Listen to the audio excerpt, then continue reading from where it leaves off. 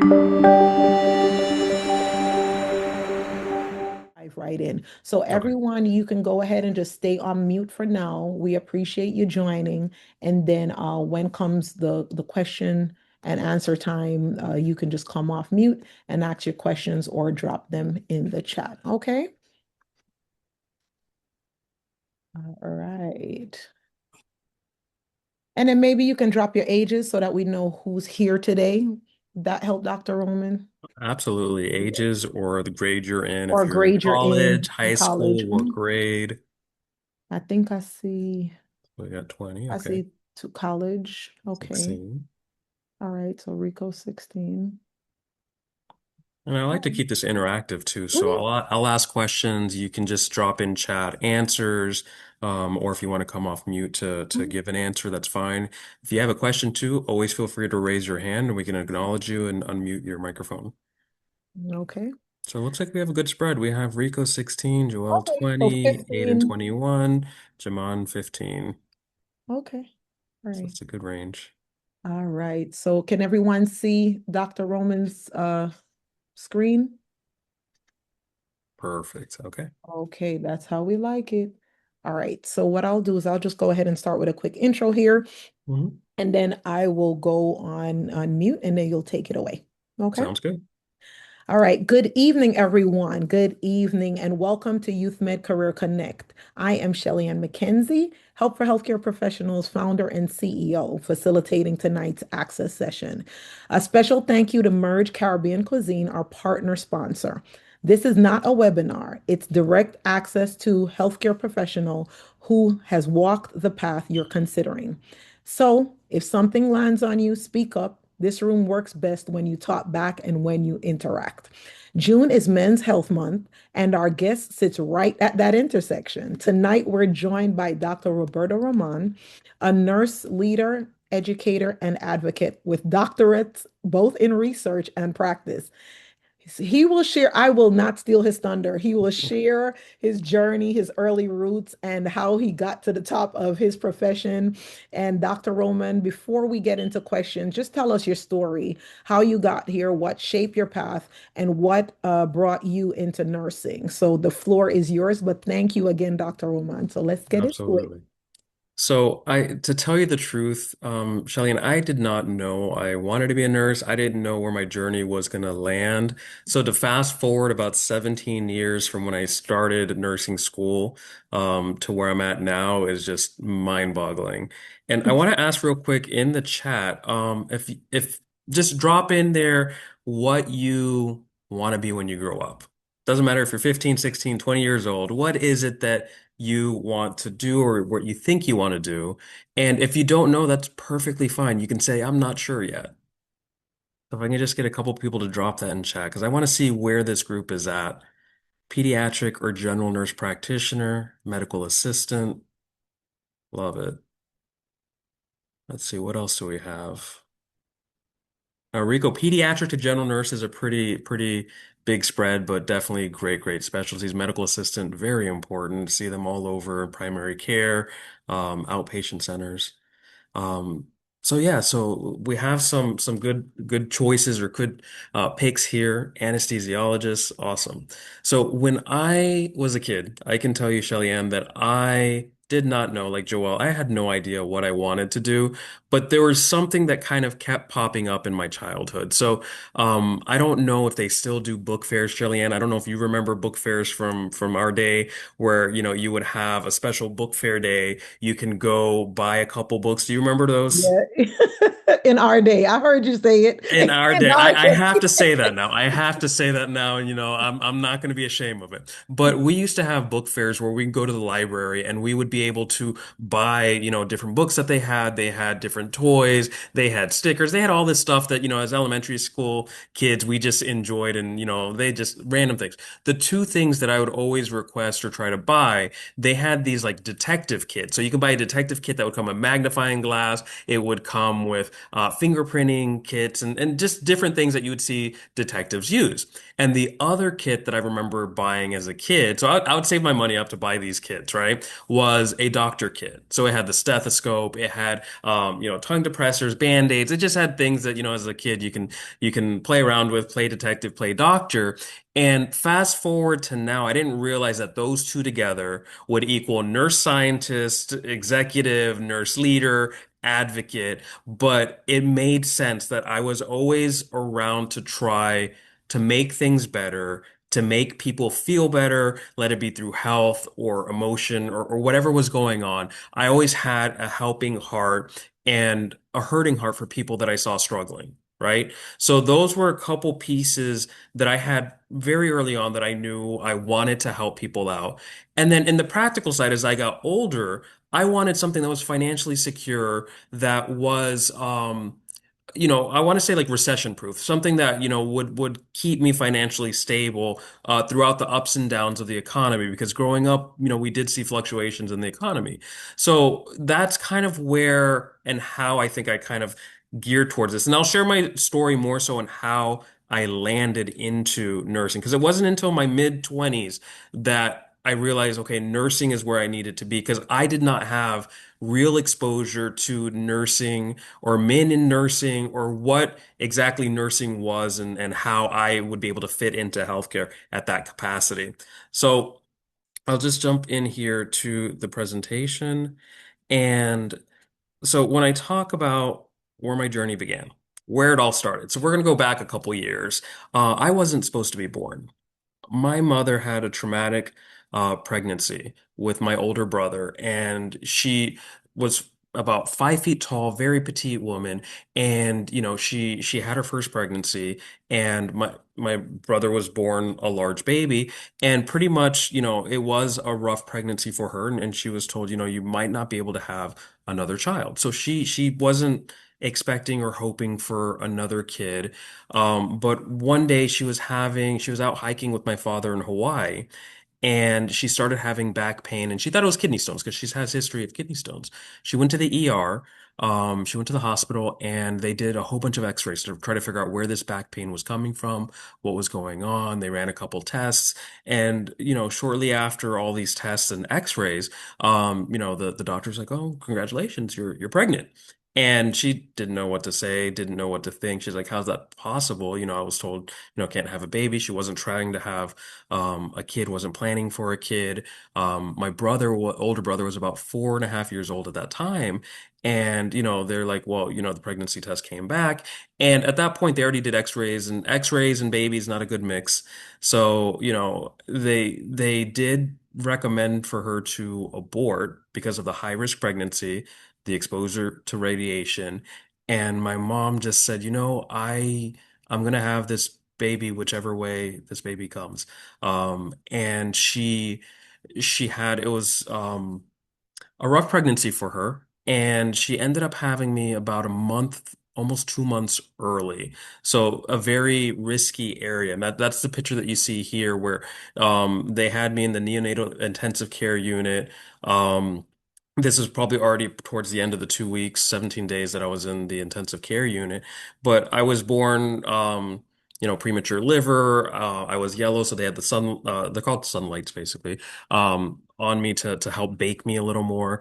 They had me in the very beginning, like there's photos of me in like a little baby, I guess like kind of like an oxygen tank to make sure I had enough oxygen and everything, because they were worried that my lungs were underdeveloped.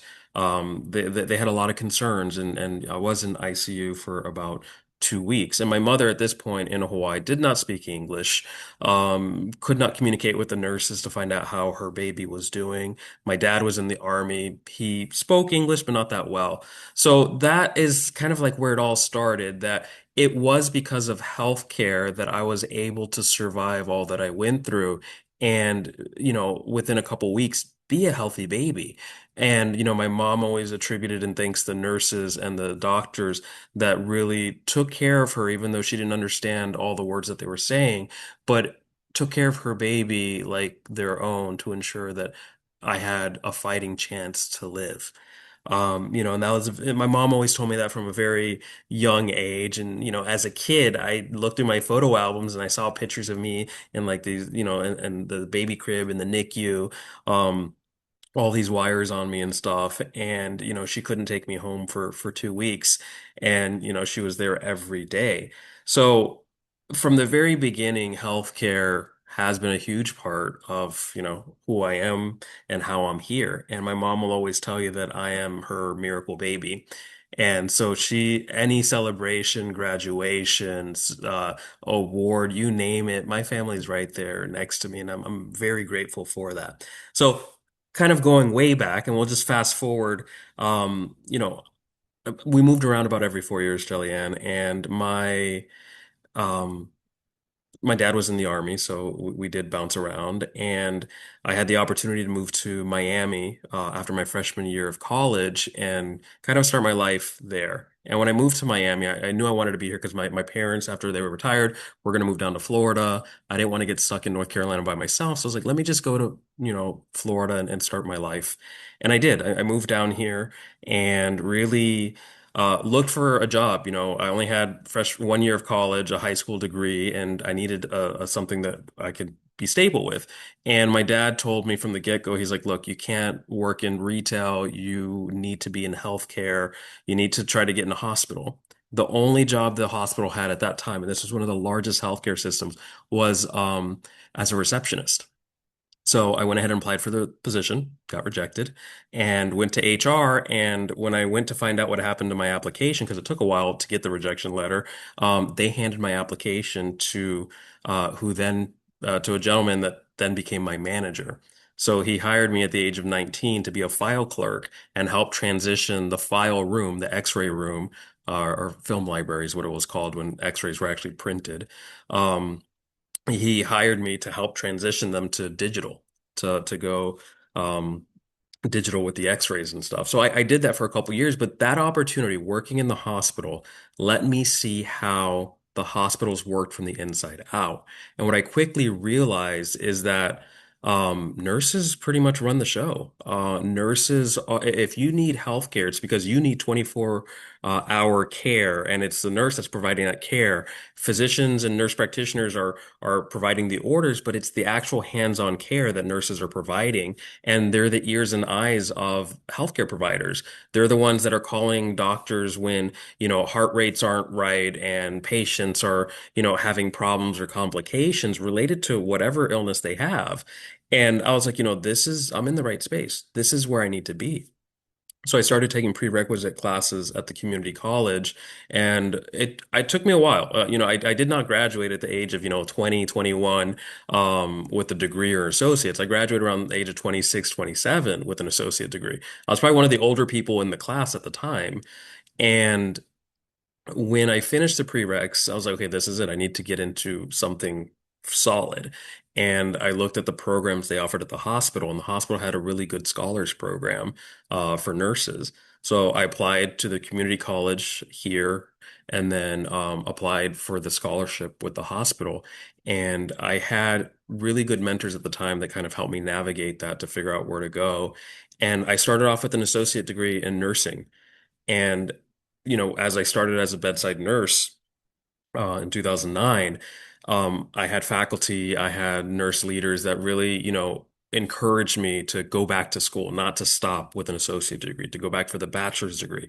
I kept hearing over and over again, education, no one can take that from you. So I kept going. I went back for my bachelor's degree, to my master's in nursing education at the University of Miami. And that degree, getting a master's degree, I went from a bedside nurse. So I was working on a regular unit that took care of anyone from that had a flu, appendicitis, just any general illness you can think of, they would come to a med surg unit. And we did take care of patients with cancer. So we did on chemotherapy, um, oncology treatments on my unit, and continue to like build my skill set through the unit and volunteering for different opportunities, committees. And from there, I continue to see how healthcare policy was developed and how things were running in the hospital. And I just continued to have a hunger And I showed up, if an opportunity presented to myself or presented, I volunteered to do something. I worked beyond my typical 3 day shift to, do extra projects or whatever I could while still going to school. And it just continued to go that way. And um, I eventually went to Johns Hopkins to get my doctorate in nursing practice, which is my first clinical doctorate degree. And that degree helps nurse practitioners, to develop or to bring research to the bedside to improve healthcare, to improve practice in whatever setting you're in. So at this point, I became a nurse scientist for the healthcare system. So I left bedside, became a nurse educator after I had my master's degree. And then when I got my doctorate in nursing practice from Johns Hopkins, I became a nurse scientist for the same healthcare system. And that really helped me mentor other nurses. So I had great mentors along the way that supported me, that gave me and showed me the importance of education, the importance of volunteering and developing my skill set, getting certified in my specialty, and really, pushed me what I would say would almost felt like beyond my limits at times because, there's points where it's like, okay, this is too much school. I need a break. And, I would take short breaks in between degrees, but knew that I had to keep on going. And once I became a nurse scientist, I had the DMP, but being a nurse scientist, working with PhD prepared nurses who their role is to create research. So they ask a question and find answers through the scientific method. They really showed me the importance of a PhD. And then I had mentors in the academic side, so people who were teaching in schools of nursing and universities, like, well, if you want to be in academics, you really do need to get a PhD if you want to be in leadership. Because in nursing, a DNP is the terminal degree. It is an extremely important degree. They both support each other, DNPs and PhD prepared nurses. But in the academic leadership side, the PhD is very important to get. So I went back to school, went to University of Miami and got my PhD in nursing.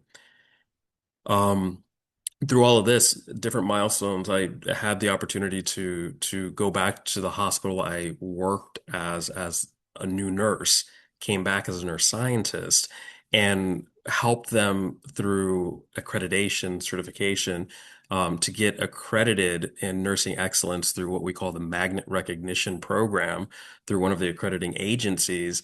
And what was neat about this opportunity, I started as a bedside nurse 10 years prior to this photo, as an associate degree nurse, grew in my journey as I got my master's in nursing education, went to the corporate department for the same healthcare system. And when I became a nurse scientist, still a corporate position, but I was assigned at the same hospital I started my nursing journey and actually helped them with their accreditation for Magnet for nursing excellence and got to walk across stage while they received that recognition. So full circle moment, a lot of fun, really cool opportunity.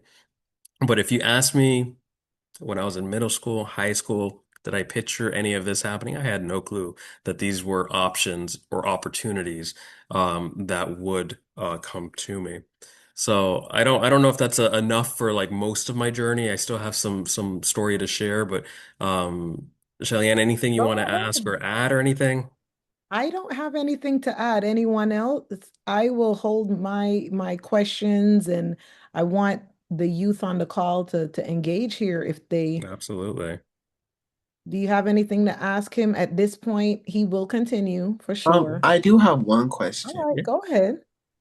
During your nursing, like your nursing training, when you had to take the NCAT, how was that? Like, how did that process go? Oh, so the NCLEX RN, that's the nurse licensure exam for registered nurses. When I tell you it was probably the hardest test I have ever taken or prepared for, Ooh. that's not an understatement. The NCLEX, like MCAT you have for medical for physicians, the NCLEX is what registered nurses take for our RN license. It is a difficult test, but I can tell you that the college I went to really did a great job preparing all of us to be able to take that test. And that NCLEX RN exam, the NCLEX exam, is set up to test for minimum competence. And I want to explain what that means. Minimum competence means that if you pass that test, they're saying that you have, at minimum, the skill set to be a safe nurse, not the best nurse, not an expert nurse, but that you have the foundation to start into nursing. Because the reality is, when you go into nursing, there's still so much more to learn. So many different specialties within nursing that nursing schools can't cover all of it. I know, Rico, you mentioned you wanted to do a pediatric or general nurse practitioner. When you look at nursing curriculum for an RN program, pediatrics is a very small component of an RN curriculum. It's really when you become a nurse and you work in a pediatric area that you'll get more information and more skills and hands-on training on how to take care of children. And then when you go for nurse practitioner, they do have pediatric nurse practitioner specialty programs. They do have a family nurse practitioner that includes pediatric. So NCLEX was tough. It's the one test I would never want to repeat again if I didn't have to. But it's in place to make sure that people who have the credentials of an RN behind their name have the skill set to safely care for the public, to take care of patients. Okay, thank you. You're welcome. Great question. Any other questions? So I'll go ahead and carry on. And if anything pops up, if you have any questions, be sure to just drop it in chat and we'll definitely circle around and come back to that. I have one question. Yep. Yep. So, to prepare for the MPLEX, the MCAT, what did you use? Like, what study material was the best way to study?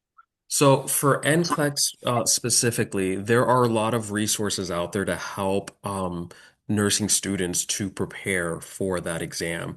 So if you look at any curriculum, you'll see that the curriculums are designed to um, help students develop the knowledge, skill set, and attitudes, the competencies really, to be able to take that exam. But even after nursing school, let it be an associate degree or a bachelor's degree, and there are master's programs for direct entry into registered nursing that follow a very specific blueprint mapped to the NCLEX to ensure that we do get the knowledge and education we need in order to sit for that exam. In addition to just regular textbook, attend class sessions, we do attend clinicals. And with clinical courses, we go to the hospital, we will take care of a group of patients under the supervision of a professor. And then towards the end of the program, there'll be leadership rotations where you might be assigned to a specific nurse and you'll help take care of a team of patients. So it is nursing school that really does prepare you to take that exam. And the seriousness of that exam, just to give you an idea, nursing schools all have to report their first time pass rate for the NCLEX. So if you look at the state of Florida and you go to the Board of Nursing's website, you can look at every single approved nursing school, specifically for practical nursing, which is the LPN program or the P or RN programs, and it'll show you what their pass rate is, their first time pass rate. And when you're looking for schools, you definitely want to pick a college or university that has a very high first time pass rate.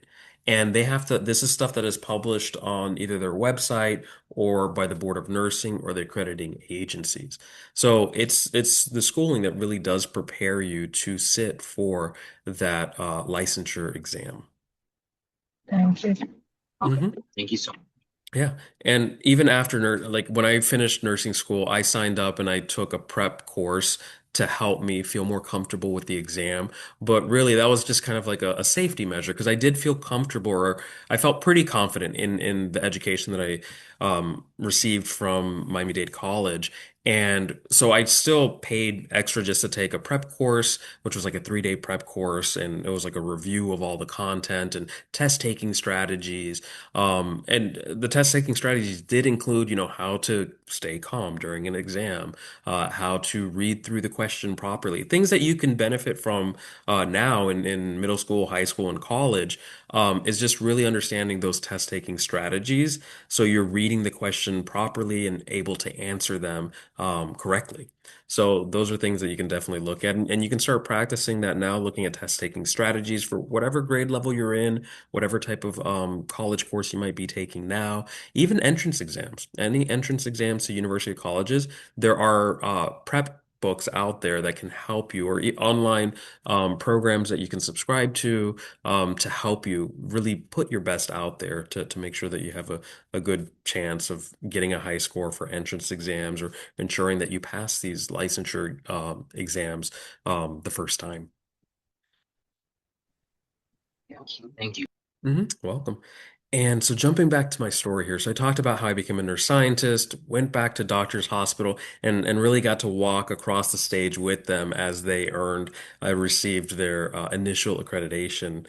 Just really fun time that we had in Orlando.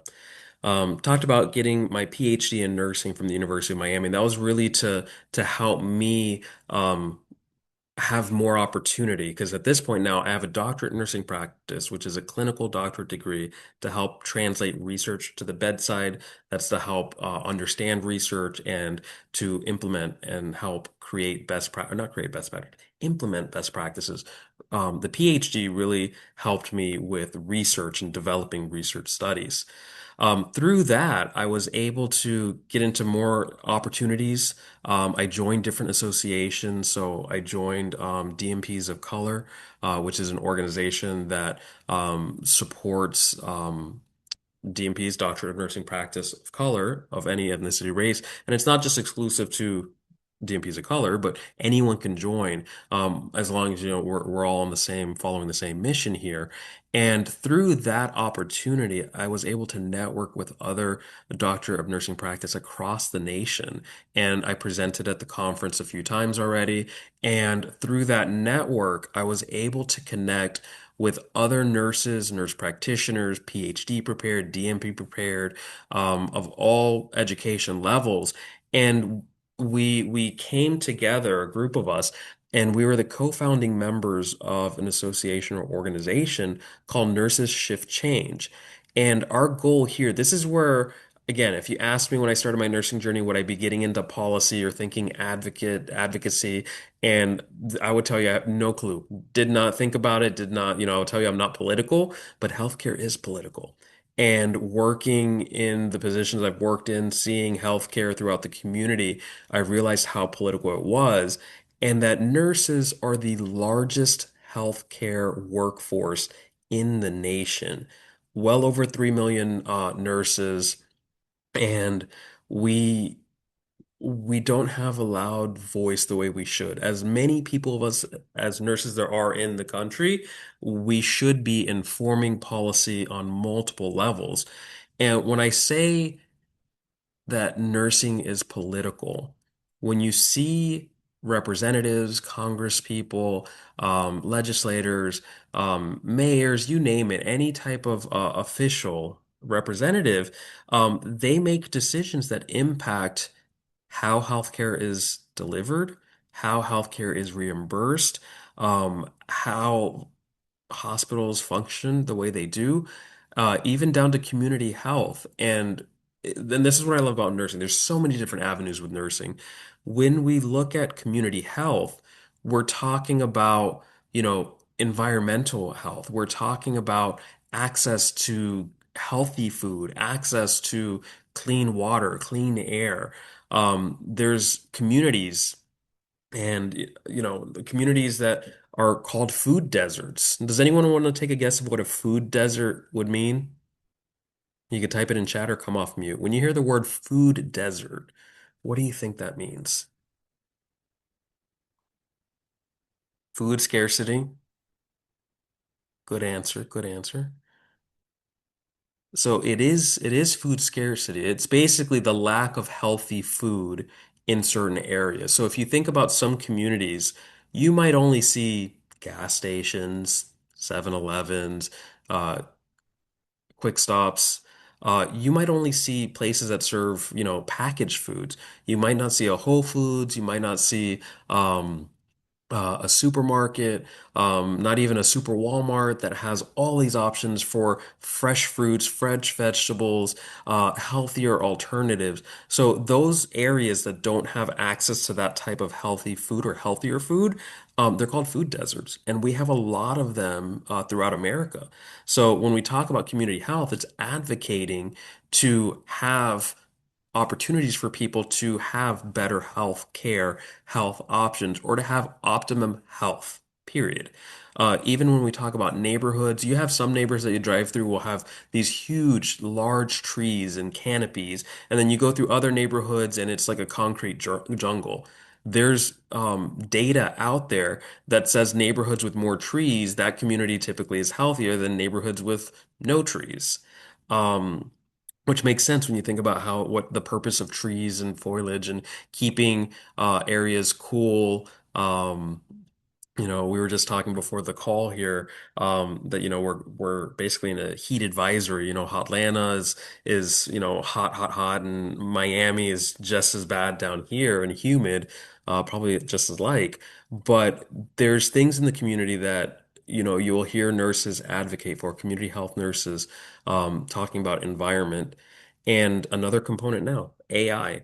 AI data centers are consuming a lot of water, taking a lot of natural resources out of communities. So you see people that are either staying away from AI because they don't want to contribute to that, or trying to be more conscious about how they're using AI and not using it for random, you know, um, pointless things when they know that it is consuming water and could be damaging environments. So these are things that as nurses, and like I said, a diverse, groups of specialties of nurses are thinking about how we can improve overall health of the communities we serve. Nurses Shift Change, we focus on humanity, ethics, social justice, and science. Those are our pillars. And we advocate for that. We meet with legislators to tell them and talk to them about all these different things that are happening in our community. And you might be thinking, well, why does that matter? Why don't they already know? Well, they're normal people. They live in the same neighborhoods we live on. They're elected by people that vote for them, but it doesn't mean their specialties in healthcare. It doesn't mean their specialties in technology. If you go to rural areas of the US, these representatives could be potato farmers. They could be, from any industry that you can think of. And they have a desire to improve or impact their communities, so they run for office.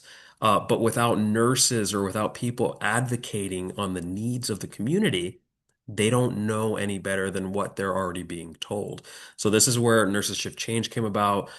We rally in DC once a year to get nurses together, meet with legislators, talk about the areas of importance for us as nurses and as a collective voice throughout the US. And then, of course, education's a lot, but we need to know how to have fun. This is after all of the education, everything. I didn't think I would be playing dodgeball in my 40s. Many of you from high school, middle school probably never want to play it again, but I decided, you know what? Let me just join a local sports league and see what this is about. So joined the dodgeball league, and this is actually a picture in the national tournament in San Diego, and we got third place, which is pretty exciting. But that's the first time I went to a national tournament. But we have to know how to kind of balance life out and everything. And this was very important for me because right now, my current role, I am the provost of a university, which means I oversee the academics, all the academics in that university, from nursing, business. We have an applied behavior analysis program, an education program, nursing from associate degree all the way up to a doctorate degree. And I was able to get to this position through my work as a nurse, working in academics as a professor, and then as a provost at another college, and then securing this position now. And I'm already in my a year and 3 months into the new role at the new university here in Miami, but a lot of fun. But I threw this picture in because, we have to be human. We have to have what I like to call a work-life harmony, not a balance, because people think balance needs to be like even. We know what we can give and take. And, during school, there was a lot of sacrifices. I couldn't go out all the time with my friends when they were going out to the movies and clubs or whatever they were doing. I had to focus on my journey at that time. So that meant, I would have to protect my time to study. I had to work full time, while I was going to school full time. And then I would then, on a weekend, maybe go out to lunch with some friends or go out to dinner with family or something. But my priority did have to become school, because that's how I was going to level up my life. That's how I was going to be able to secure my future financially, and be able to afford the lifestyle that I wanted. And at the same time, provide that care, that healing, helping hand, to people, because that was something I've always liked and done from the get-go. So, any other questions? I know we have about 15-20 minutes left, so I just want to open up for questions again or comments.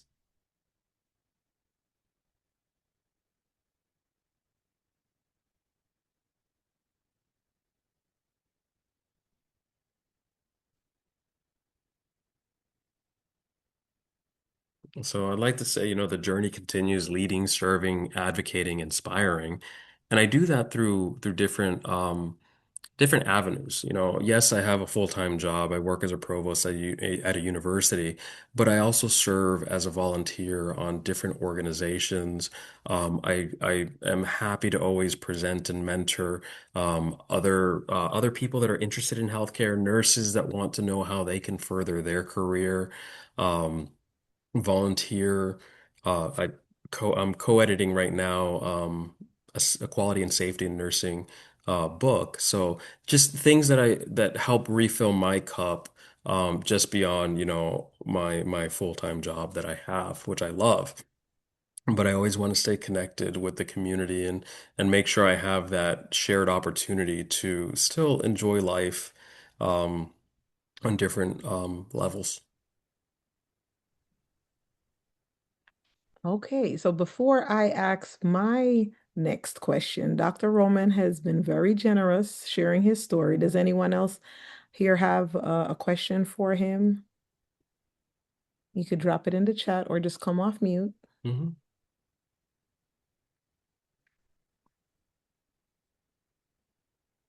And I can tell you what, while anyone's typing in chat, when I was in middle school, high school, I wasn't the type of student that was, I'm not gonna say an extrovert. I wasn't out there, I was a shy kid, I guess you could say. I made friends pretty easily, but still typically a shy kid.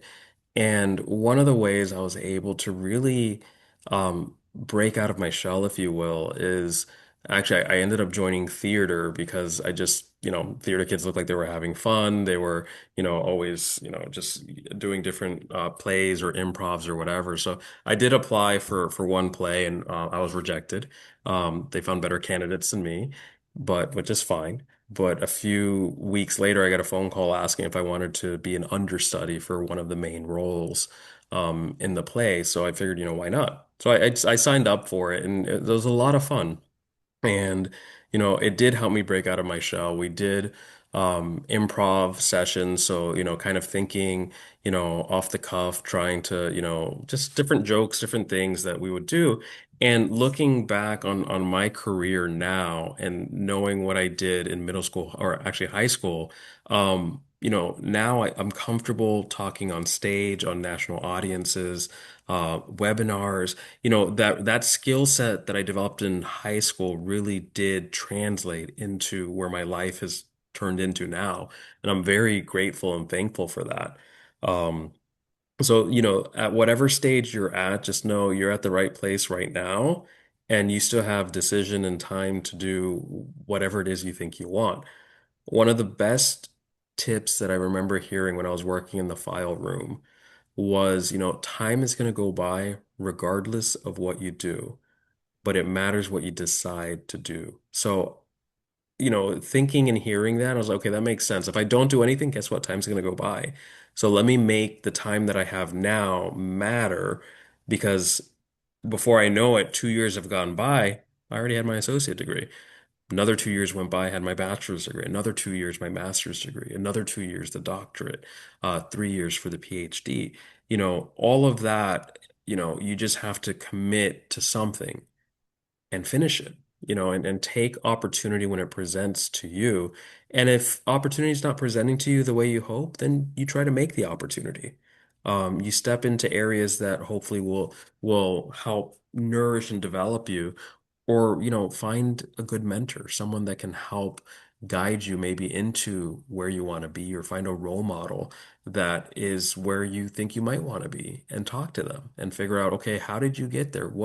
These sessions here that YouthMed is doing are so valuable because you hear different insight from different people, and some of us might end up in the same end spot, but our journeys look very different, and that's okay.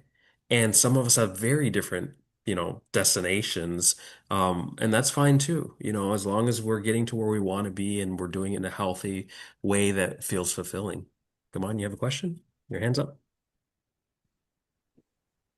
Yes, so right now I'm looking into being a medical assistant, but I also have being a nurse in mind. Hmm. So I'm kind of confused on like what do they do? Like, so can I be a nurse and a medical assistant at the same time, or like how does that work? If you become an RN, so if you think about different levels, so medical assistants will work typically in primary care clinics or in health clinics, outpatient clinics, and they're the ones doing blood pressure and doing intake forms and helping people, get situated into these practices. When you look at a registered nurse's scope is going to be a lot wider, right? So they're going to have a lot more to do. They're going to be giving medications. They'll be doing wound care, depending in the setting. I'm talking more hospital setting with an RN. But it sounds like, if you're saying medical assistant or RN, it sounds like you want to be in healthcare and that's where you see yourself, which is great. And I'm assuming everyone on this call, because this is a Mhm. youth med call, is interested in that. So it'd be a matter of, what is your end goal? Where do you see yourself in 5 years, in 10 years? And, where do you see yourself like now? What is it that you want to accomplish? So, a medical assistant, yeah, would help you understand healthcare better, will give you the skill set in a relatively short amount of time to be able to get into healthcare and work in healthcare. But you also have an LPN that works, a medical assistant will work with an LPN in these settings, and then an LPN reports up typically to an RN, or they do report to an RN. So there's different levels. So it's a matter of where you want to be, how you want to get there, financially, how do you get there, right? Those are all things that we have to think about. And there's different grant programs and scholarships out there for different levels. And that's what you'd have to see. I was fortunate that the hospital I worked at had a scholars program for registered nurses, so they paid for most of my schooling. And then when I went back for a bachelor's degree, because I was already a registered nurse, that same healthcare system had tuition reimbursement to pay for my bachelor's degree. The master's degree, I was able to get government funding, different grants to help pay for that. My doctorate in a DNP degree, my doctorate in nursing practice, there were scholarships available through this school, through Johns Hopkins. And then there's an outside organization called Jonas Philanthropy. Then it used to be called Jonas Scholars, that also gave scholarship money for nurses that were in very specific specialty areas. What I was able to get was a leadership scholarship. And then I did pull a loan for the DNP degree because I needed to help bridge some of the gap in tuition payment. And so it's a matter of just looking at those different opportunities. And if you get the chance to talk to, if you know any nurses, friends or family or something, ask them, why did they pick nursing? For me, I chose nursing because the associate degree was the quickest way for me to become an RN, relatively inexpensive for the cost of tuition, because at the time, most colleges, associate degree programs from public colleges, state colleges, are significantly cheaper than a lot of other programs out there. And that allowed me to work as an RN, a registered nurse, and then go back to school for my bachelor's degree at my pace working at a better salary point than when I was working in the file room as a clerk. So those are things you want to think about and look at is, okay, what is the difference in salary and pay from a medical assistant to an LPN to an RN to a nurse practitioner? And see, okay, yeah, this is where I see myself living comfortably. And then you work up towards that goal. Yeah. Thank you so much. Hmm. All right. And then we also did one of the activities we did in our program was our career roadmap. So we can revisit that, come on, and we can even do a one-on-one session with you and just talk through some of the options. For example, in 2 years, what do you want to do? So do you want to spend the time doing the medical assistant course and then working as a medical assistant, or would you rather take 2 years and a few more months and Hmm. then obtain your associates, right? And then you look at the cost points of that as well. So they each did three of them. Let me look. Three or so on this call were part of the program this year. Perfect. Okay. So they did their career roadmap. Some wanted to be physicians and things like that. So we Yeah. can revisit that and look at that. Mhm. And that's awesome. And it's perfectly fine if it changes as you Mhm. revisit things and look at it. You're like, you know what? Medical assisting might not be for me, but paramedic looks pretty cool. Maybe I do Mhm. want to work in an ER, or you have different options there. So it's a matter of just exploring and asking those questions because we don't know what we don't know. I didn't know what nurses did for the longest, and I wasn't sure, same as you're asking now. Well, what is the difference between a medical assistant, an LPN, and an RN? And each of them have a scope of practice that is outlined by usually a board of nursing or a state agency that says, you know what, medical assistants can do this, and they'll put like a box on what this profession can do. Registered nurses are able to do this within their scope of practice, and then the nurse practitioner can do this within their scope of practice. So it's good to kind of see what those look like, and they might be a little bit challenging to understand now, but if you were to look it up or even, Google it or, chat GPT it or, ask any AI to give you the difference in the pros and cons of each one, as you're looking to start into healthcare, it'll break out a pretty nice, roadmap in addition to what you've already created for your own personal self. Okay. Thank you. Mhm. You're welcome. And there are a few in the chat, Dr. Roman. Yep. So let's see.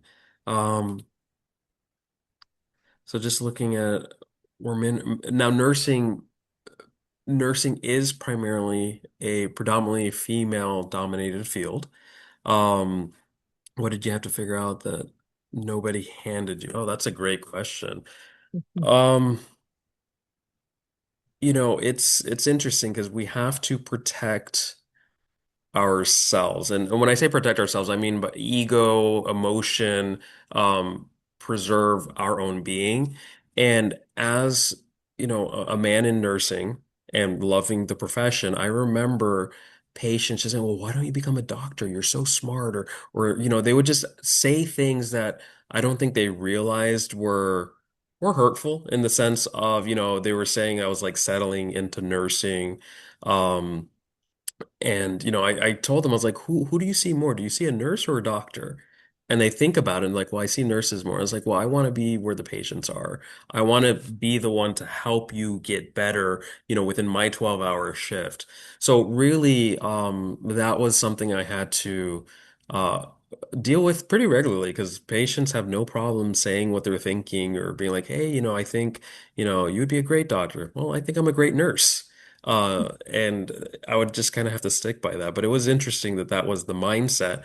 And it is a stereotype. If you're in healthcare and you're a man, you should be a doctor. Um, but like I said, I have no regrets in the decision I chose or what I'm doing now. Was there a moment I almost walked away and what kept me in it? Bedside nursing, I know, is a challenge, has been a challenge, and a lot of it deals with patient ratios, acuity, so how sick the patients are. And I remember very early in my career thinking, I can't sustain this for my entire life. Like bedside is a lot. I would leave home physically drained, mentally drained, emotionally drained. And I would get home and, working 3 days, if I did 3 days straight, that fourth day you just get home and think, I just need to decompress, because it is, and I think this goes for any part of healthcare. It is draining because when you are taking care of people who are ill, I've had patients that had cancer younger than me that unfortunately didn't make it. And, that is hard on a person to see death at a young age. And they're very, one patient that I'll never forget that was just a sweetheart patient. She was in her mid 20s, a little bit younger than me at the time, was tough, but um, I was able to know that I gave that family comfort and peace that when I was on the unit, the mom would know that she can go home and rest and take a shower and that her daughter was in good hands. So that part for me is where I knew I was doing a good job when the family entrusts me to take care of their loved one while they go take care of their needs and come back before the end of the shift. But dealing with those ups and downs of it are difficult, but knowing that I do make a difference on a daily basis was so important to me. And even now, even though I'm away from bedside, my reach is different now. Working as an executive in a university that has a very large school of nursing, I know that what I do in my actions impacts a lot of people. When I think about the leaders that I help support, who those leaders are supporting under them, the faculty that are under them, the students that are entrusting their education to them, and then the education that those students are getting to go out into the community, my impact is tenfold compared to what it was when I could only take care of three patients at a time. So knowing that I am making a difference is definitely what keeps me in it. So that's important. What was the most surprising part about being a nurse? Oh, these are good questions. Well, Or the hardest part, or you well, know, the part it, you it love the most. it's the part like the patient care, phenomenal. The long hours, difficult. The 12-hour shift, because it's a 12-hour shift, but you're really there 12 and a half hours. And then, by the time you get there, it's like a 16-hour day very easily. But it was 3 days a week, which was great, working bedside. So that that was definitely something that I had to get accustomed to, was the bedside nursing. The benefit of that is that you get 4 days off. You work 3 days, you split it up during the week and then alternating weekends. So different schedules out there. There's some places that do 8-hour shifts, which is a 5-day work week. So um, what I like about that, or nursing is so flexible, so many options out there that we really, if you get bored, it's your fault. And I tell any nurse, if you're bored or frustrated, it's time for you to move into a different specialty, to go in a different area, because you should never feel like you know it all. Because if you know it all, that's when you become dangerous and you can make mistakes because you think you're doing what should be the right thing and it might not be. Um, so um, that's an interesting component there.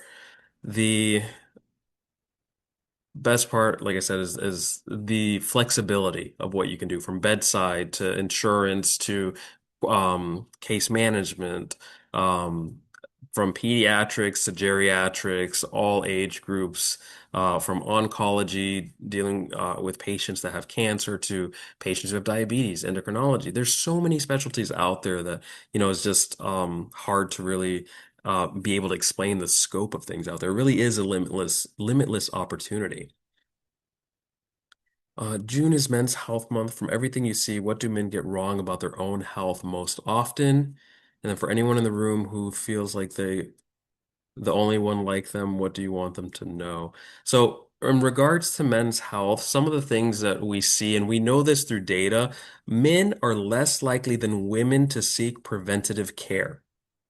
So let's think about that. Preventative care. Men are less likely than women to seek preventative health care. So what does that mean? When do men then seek care? When they're bleeding, when things are going wrong, they go to the ER and then they're waiting for hours to get seen by an ER physician to get treated at a hospital. Versus if there was a problem or you had a pain or just a cramp or whatever the case is, going to a primary care provider, they can prevent something from getting worse than what it is. So a lot of chronic diseases can be prevented and better managed when there's early detection of it. So that's where the primary care, routine, physical, seeing a doctor once a year, getting blood work, all of that can be done to catch things from getting too bad. But within men, the number one, does anyone want to take what one of the leading cause for death of men is? Anyone want to take a guess what the leading cause of death for men is? And you could type it in chat or come off mute and say, take a guess. Cancer? Not yet. One of the leading causes of death is heart disease. So, what are some things that you think people can do to monitor for heart disease?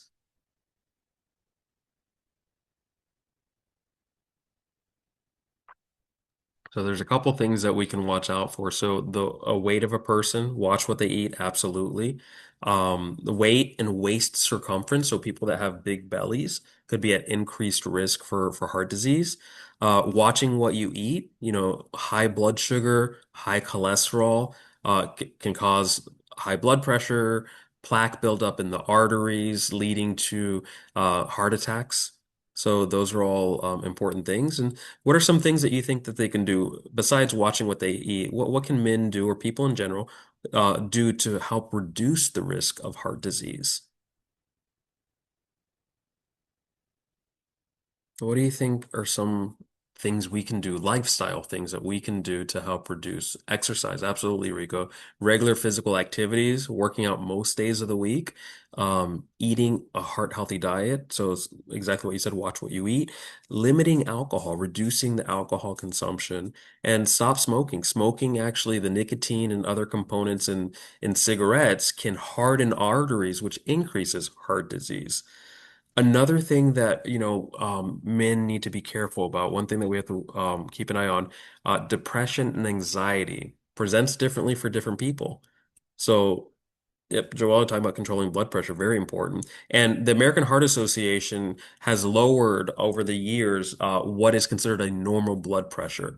So what people used to think was normal a couple years ago is no longer normal. So staying on top of the research and the evidence and the literature, using resources like the American Heart Association. Um, but mental health is another big component because men don't talk about their feelings. They don't, they might not show when they're stressed, might not show when they're burnt out, but the body internalizes all that and can cause high blood pressure, and other things. So we have to break the stigma around asking for help, and just know that emotional wellness is an important thing, that we need to feel emotionally well. Um, and social support. There's a lot of times, I know within my culture, my family's from Puerto Rico. We don't talk about depression. We don't talk about, pills or, ADHD or anything that is mental health related is viewed as a negative. There's a stigma, there's a bad image of it. And because of that, people are less likely to seek care. And men are big culprits of this, that we don't talk about it. We don't want to go seek help about it, but it's important. And we need to have these open conversations now and let people know it's normal to go to therapy. It's normal to feel sad and depressed, and we have to seek help to help us get better. So these are all things that are very important when we talk about men's health. November, in a couple months, we're going to see the No Shave November. And that's around prostate health. So it's about getting prostate checks. Um, Also, men's health, we talk about colonoscopies, checking colon health to screen for cancer. I know it was something personal that my family's dealing with. My father, a couple years ago, was diagnosed with bladder cancer, and here's an Army vet. Army veteran, who was a smoker for a while, and he would consume a lot of deli meats that have a lot of nitrates in it. Those smoking, nitrates, and Army exposure to different chemicals um, is a risk factor for bladder cancer. And we found that by accident. That wasn't even a screening that happened. My dad ended up falling off a ladder, got airlifted to a trauma center. And when they did a full body CT, there was a spot on the bladder. And I told him, that's not good. You're high risk. We need to get it checked out. And unfortunately, it was a high grade, high risk cancer that we had to get treated right away, very quickly. And 5 years later, he's alive, doing well, and the cancer's under control. But these are things that, if we're not screening for them, if we're not looking, uh, it just gets to the point where we can't recover from it. So these are why we have conversations about men's health, including sexual and reproductive health, diabetes. All these things are what we try to showcase and say, hey, we can do a better job preventing these things from becoming lethal.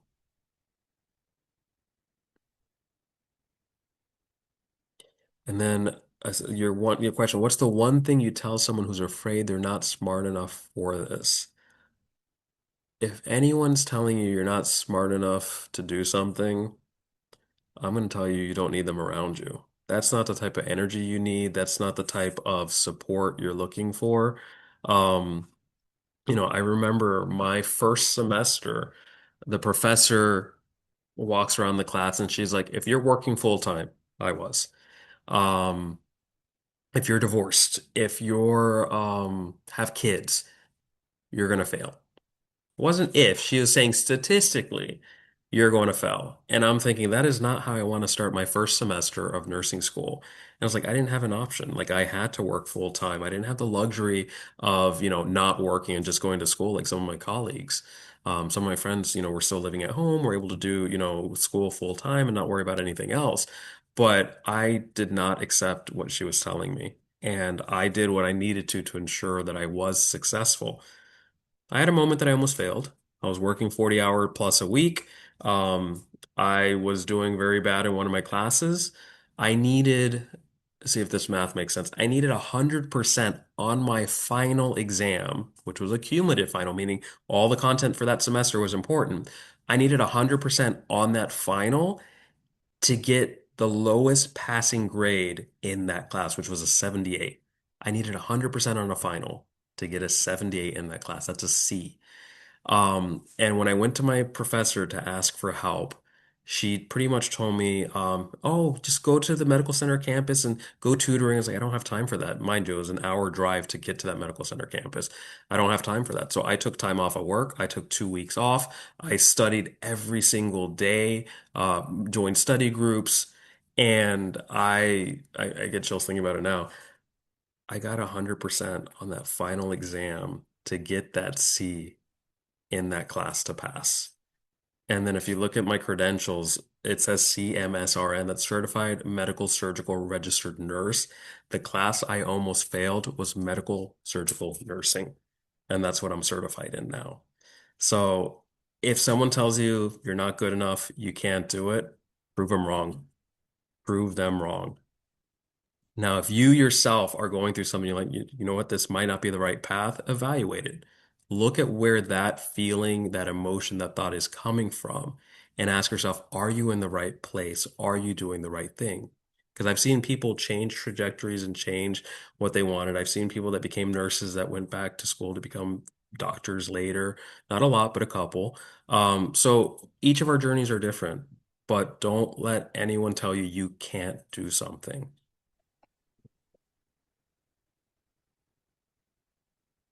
Yes.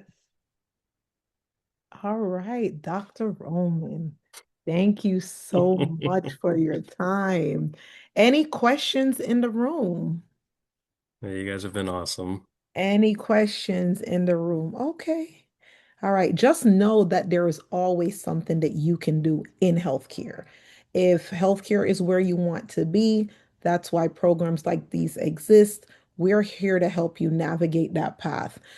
So I just want to say thank you, thank you, thank you again, Dr. Roman.